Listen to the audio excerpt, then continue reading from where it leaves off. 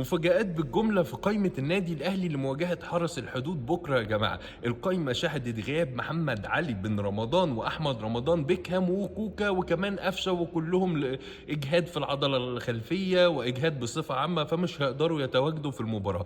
ولكن القائمة شهدت وجود أربع لعيبة مهمة جدا، طبعا منهم ثلاث عناصر الشبابية، وفي نفس الوقت عودة أحمد عبد القادر نجم النادي الأهلي واللي كان عليه لغط الفترة الأخيرة. أعتقد تواجده في القائمة رد على كل التكهنات اللي كانت موجودة في الفترة السابقة. وجود أحمد عبد القادر مهم جدا، لأن هو لعيب من اللعيبة الكواليتي عالية جدا وعندها مهارة، وفي نفس الوقت جعان كورة وعنده شغف، وأعتقد إن هو هيكون ليه دور في المباراة بإذن الله.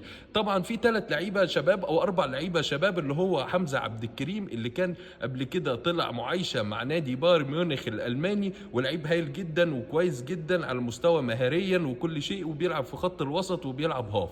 اللعيب الثاني وهو مهند ايمن، اللعيب الباك الشمال اللي مواليد 2008، عنده 17 سنه بس، لعيب هايل يا جماعه باك شمال، وده كويس جدا في افتقار النادي الاهلي الفتره الاخيره لوجود الباك الشمال. فاعتقد ان هو لو لعب يبقى شيء ايجابي جدا ومؤثر، وممكن يخدم النادي الاهلي الفتره الجايه، لان لازم الاستفاده من قطاعات الناشئين في ظل فراغات في بعض المراكز. يعني شيء ايجابي ويحسب لكابتن عماد النحاس.